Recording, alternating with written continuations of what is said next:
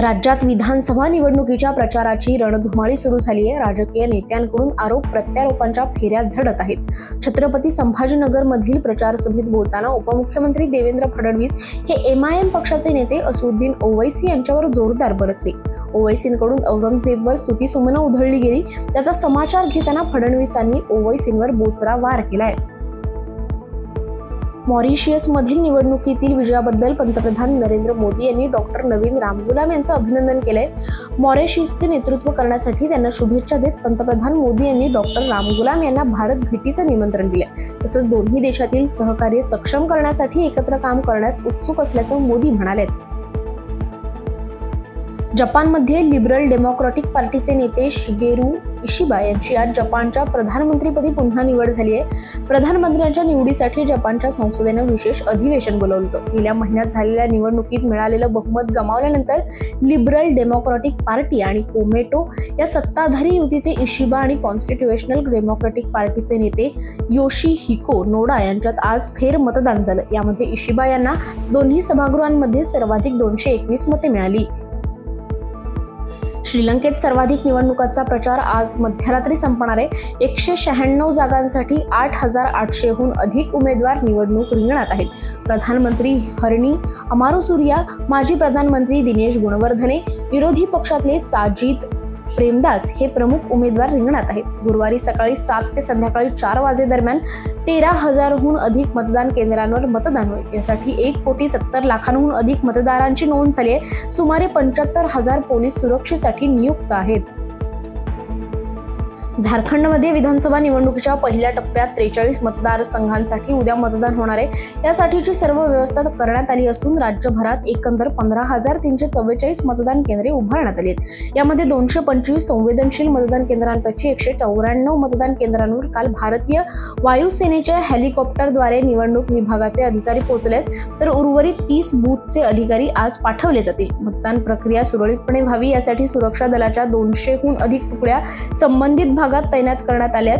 या विधानसभा निवडणुकीत 73 महिलांसह 683 उमेदवार रिंगणात असून 1,37,00,000 मतदार या उमेदवारांचं राजकीय भवितव्य ठरवतील.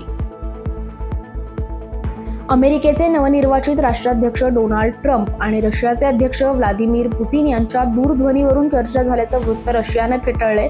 ट्रम्प निवडणुकीत विजयी झाल्यानंतर दोन्ही नेत्यांमध्ये दूरध्वनीद्वारे चर्चा झाल्याचं वृत्त खोटं आणि काल्पनिक असल्याचं रशियाच्या अध्यक्षांचे प्रवक्ते दिमित्री पेस्कोव्ह यांनी आज मॉस्कोमध्ये वार्ताहरांना सांगितलंय.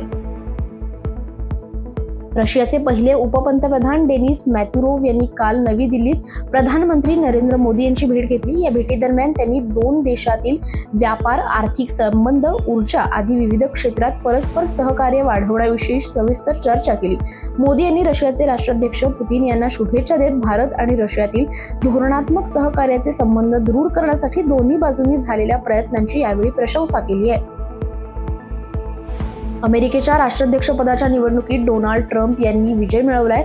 आता अमेरिकेचे नवनिर्वाचित राष्ट्राध्यक्ष ट्रम्प आपल्या प्रशासनासाठी नवीन टीम बांधण्यात व्यस्त आहेत. मिळालेल्या माहितीनुसार ट्रम्प यांनी माईक वॉल्टज यांची राष्ट्रीय सुरक्षा सल्लागार म्हणून निवड केली आहे. यामुळे भारताच्या हितासाठी सकारात्मक पाऊल उचललं गेलंय. माईक वॉल्टज हे निवृत्त नॅशनल गार्ड अधिकारी असून अफगाणिस्तानातील युद्धात त्यांनी भाग घेतला होता. भारताच्या पिनाक रॉकेटची डिमांड जगभरात वाढत आहे. पिनाक हे मल्टी बॅरल रॉकेट लॉन्चर आहे जे 40 ते 80 किलोमीटरपर्यंत मारा करण्यास सक्षम आहे. शस्त्रास्त्रांसाठी एकेकाळी परदेशांवर अवलंबून असलेला भारत आता शस्त्रास्त्रांच्या सर्वात मोठ्या निर्यातदारांपैकी एक असलेल्या फ्रान्सला पिनाक रॉकेट प्रणाली विक्रीत करणार आहे.